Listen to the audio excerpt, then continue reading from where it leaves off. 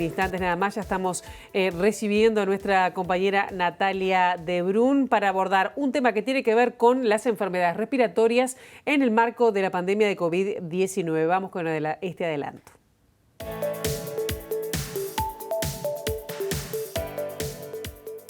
Las medidas que se tomaron para el SARS-CoV-2, para la COVID-19, tuvieron impacto realmente en las otras infecciones respiratorias. A los niños ya sabemos que esta enfermedad los afecta poco.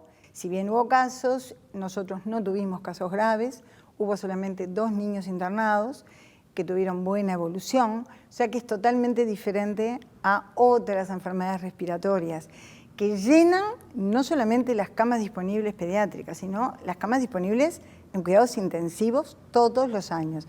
Este fue un año excepcional.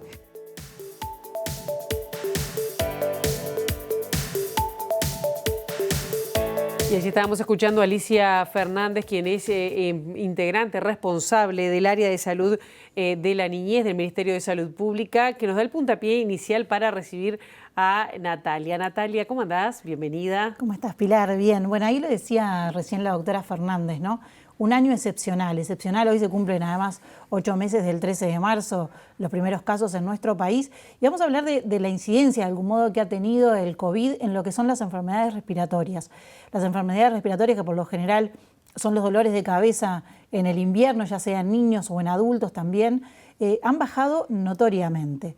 En un comparativo que se hizo con lo que tiene que ver en el año 2018, 2019 y 2020, en un mismo periodo, se nota claramente la baja que ha tenido con respecto a esta enfermedad durante el periodo básicamente de lo que es el invierno, ¿no? Que es donde más se nota. Lo que vamos a tratar de conversar, digamos, en estos minutos es por qué se dio esta baja, qué es realmente, cuál fue la causa de por qué bajaron de esta manera notoriamente las enfermedades respiratorias, principalmente en los niños. Si bien bajaron también en los adultos, no es tanta la incidencia como sí se ve en lo que tiene que ver con los niños. Y como yo les decía, en este comparativo que vamos a estar viendo, que involucra a todos, ahí están todas las edades mezcladas, sí se puede ver claramente la diferencia que hay con respecto a años anteriores. Y para ello le voy a pedir mostrar la primera placa. Y ahí vemos, mirá, el color azul es la placa que estamos viendo. Lo que se marca abajo, los números son las semanas, ¿no? Desde la primera semana que nosotros detectamos lo que es el COVID en nuestro país. Y ahí vemos entre la semana 19 y la 39, te diría que es los picos más altos en lo que fueron 2018 y 2019 con respecto a enfermedades respiratorias en menores de 15 años. Mirá la diferencia que hay, el color azul es el 2020, con respecto a lo que tiene que ver... Esas semanas de picos altos, digamos, refieren al invierno. Sí, claro, son justamente las semanas de invierno o cuando empiezan a aparecer los primeros casos, ¿no? Ya por los primeros días de mayo ya se empiezan a percibir por lo general los primeros casos y eso abarca todo, si bien este informe, bueno, allí lo dice claramente, ¿no? Es para menores de 15 años, los centros centinelas ahí es lo que se toma y lo vamos a escuchar ahora. Una de las cosas que marca como la diferencia o que te lo hace ver de una forma más clara es que este año no hubo menores de 15 años internados en CTI por enfermedades respiratorias graves. Esto lo confirma Alicia Fernández y la escuchamos. Creo que lo que es muy importante es tener en cuenta el centro centinela pediátrico por excelencia, que es el Centro Hospitalario Pereira Rosell. La incidencia de casos, de acuerdo a la semana epidemiológica, considerando lo que nosotros llamamos el plan de invierno, que fue desde mayo hasta agosto, francamente baja con respecto a años anteriores.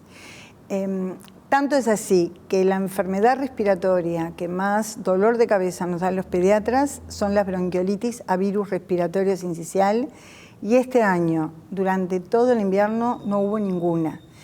En el Centro Hospitalario Pereira Rosell, pero ellos tienen 50.000 consultas anuales y en ese periodo de tiempo aumentan francamente. O sea que las consultas bajaron un 70% y las infecciones respiratorias en niños menores de 2 años un 50% o más. O sea que fue francamente menor con respecto a tanto al 2018 como al 2019. Bueno, esto es un efecto de la pandemia, no directamente, sino, corregime si es un efecto colateral. Claro, es de algún modo esa causa, por eso decíamos, vamos a tratar de ver cuál es la incidencia que hubo. Recién Fernández lo decía muy claro, ¿no? Es creo que de las cosas más gráficas que se puede decir, utilizando el Pereira Rosell como referencia, que hubo un 70% menos de consultas, bajó en un 70% lo que es la consulta por enfermedades respiratorias, pero en los menores de 2 años un 50%, que por lo general son aquellos, vos hablabas de los más vulnerables, por lo general son los que más se afectan con este tipo de enfermedades. Eso claramente es una señal. Los motivos, bueno, se le atribuye claramente a lo que son las medidas de prevención con respecto al COVID, y ahí es donde está el enlace, digamos, entre la comparación de lo que ha sido el impacto del COVID por sus medidas. Si bien le consultamos a la doctora Fernández con cuál de las medidas del COVID se quedaría ella, dijo que con ninguna en particular, que todas en su conjunto han sido una influencia fuerte, pero sin duda que el uso del tapaboca fue una de ellas. En el caso de los menores no sería claramente, pero sí más atribuido a los mayores. La vacunación también ha sido una de ellas, pero principalmente el tema del lavado de manos, ¿no? La higiene, y ahí sí involucra más a los menores. Que nos acostumbramos a lavarnos un poquito más las manos, a tener el uso del, ya sea alcohol en gel o alcohol líquido como para higienizarnos las manos. Bien. Esto sin duda es uno de los principales diferencias que han hecho en lo que son las enfermedades respiratorias. Y en lo que tiene que ver con la vacunación, recordemos, Pilar, que este año... Contra la gripe. Contra la gripe, así que nada tiene que ver con el COVID porque todavía no estamos en esa etapa, pero la vacunación contra la gripe, que además no previene del COVID, pero sí ayuda en la disminución de las enfermedades respiratorias, este año particularmente se aumentaron muchísimo las dosis, llegó a 1 millón. Esto, sin embargo, no incide en lo que es la baja en los menores, porque no fueron más cantidad de menores que se vacunaron a diferencia de otros años. Más o menos la relación se mantuvo. Sí, la incidencia está en lo que tiene que ver en la baja con enfermedades respiratorias en las personas mayores de 65 años, que fue el grupo que más se vacunó este año. Bueno, cuando decíamos, ¿no? Alcanzó a cerca de 1 millón de dosis las que trajo el Ministerio de Salud Pública. Y eso también marcó una incidencia en lo que tiene que ver la mortalidad en las diferentes enfermedades, pero principalmente en las enfermedades respiratorias. Y para ello vamos a ver también un comparativo que se hizo de un estudio en el Ministerio, y ahí estamos viendo, ¿no?, los diferentes tipos de enfermedades que por lo general son las causantes de mayor fallecimientos en nuestro país, y ahí vemos cómo se destacan, ¿no?, las enfermedades del sistema respiratorio, cómo disminuyeron. Esto es en el periodo de enero a julio, no estamos igual en el crecimiento de nosotros y ahí está incluido además el COVID. Hay que decir que también que en esa gráfica se incluyen los fallecimientos por COVID en el año 2020, para atrás sabemos que no había. Y en ese sentido igual se ve que bajaron.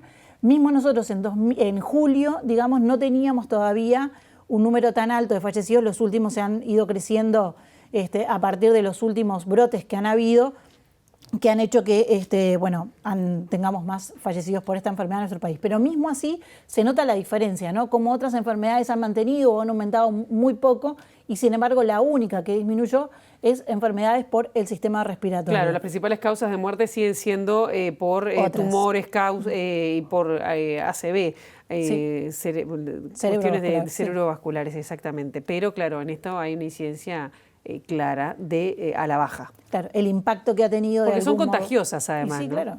Y además, por lo general, es muy parecido en ese sentido al COVID en los sectores de más riesgo de la población, que afectan además con otras enfermedades, como ya sabemos. Pero en este caso, el impacto más vulnerable en lo que es niños, no, porque ya sabemos que el COVID en lo que es niño ha tenido una muy baja incidencia. De hecho, y además han salido menos, han tenido menos contacto social, menos idas a la escuela o a los centros educativos, y bueno, eso también me imagino que ha preservado la salud. El distanciamiento sin duda ha jugado un factor, pero no lo medimos porque tiene otros impactos que no son tan positivos, digamos, ¿no? Tiene más impactos negativos que positivos. El positivo podría ser pero en realidad, como ya lo hemos hablado en otras oportunidades y se sabe que el aislamiento social no es una de las mejores medidas en lo que tiene que ver cómo repercute en la persona.